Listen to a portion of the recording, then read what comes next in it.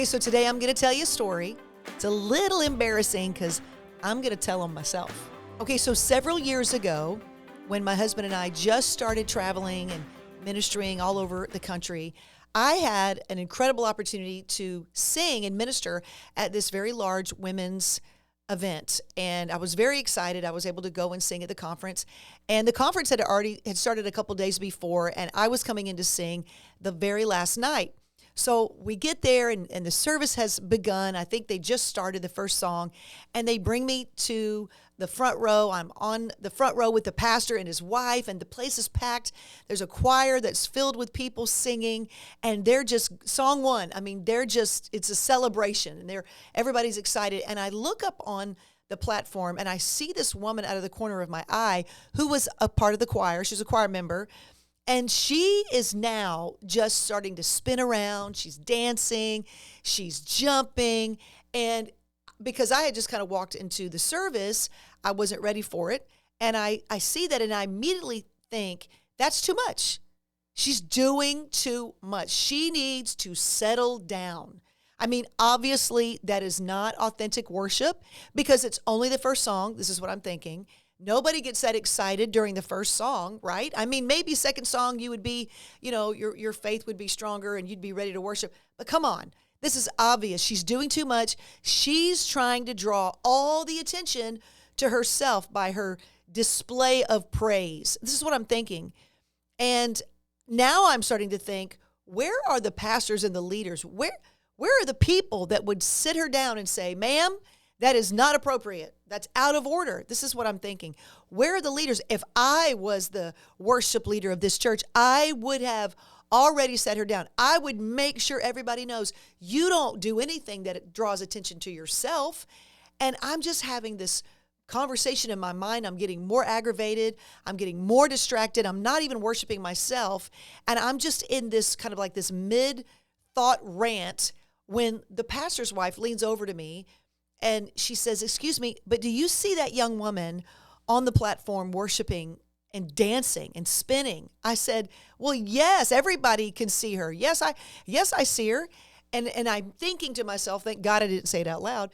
I'm thinking, why don't you do something? Someone needs to do something. This is distracting me from worshiping. She leans over and she says, you wouldn't believe it, but this woman was pregnant. She had her baby 2 days ago, and her baby suddenly passed away. And she said she's been at this conference every night. She's not missed a moment of it. And she's been worshiping God through her agony and through her pain. And she said, Martha, watching her worship has absolutely changed our church. It has been a breakthrough watching her sing through her pain, through her loss. She said, we will never be the same. It has set the tone for this conference, watching her worship, and it has impacted all of us, and we'll never be the same. And in that moment, hearing her say those words, after I had just judged this woman so harshly, criticized her in my thoughts, I felt so low. It was like a dagger in my heart. I could not believe my attitude, that I'd been distracted by someone who was doing everything she could to survive. She was doing everything she could to push through her pain and worship God. And her fire escape, her relief was in God's presence. And here I am, not knowing that piece of information and judging her harshly. And I got to tell you, from that moment on, I said, I will never, ever, as long as I live, misjudge somebody else's demonstration of worship. Now, that doesn't mean that people aren't out of order. That doesn't mean now that my husband and I pastor that there are moments that people do get excited and it's not at the right time. We've learned to handle it, but we handle it with so much love and sensitivity. You never know what someone's going through. You never know that the agony and the pain that they're going through. Man, it taught me that worship and praise is a way for people to break through. We can't just say it. We've got to allow people to worship and to give God the praise, because it might be the one thing that's causing them to overcome and causing victory in their lives, to overcome some of the lowest moments of their life. It taught me a lesson that I'll never forget. You know, I just really believe that the longer that we're in church and we're ministering in church, the more we're going to see broken people come in, and they're broken. Their identities have been shattered. They're confused. They're hurting. They're filled with anxiety. There's going to be a lot of people that need real deliverance. And instead of judging them, we need to have so much love and kindness for them. And it's a lesson. It's a lesson for all of us. Don't ever judge somebody else's worship. You don't know the cost. I love the song, Alabaster Box.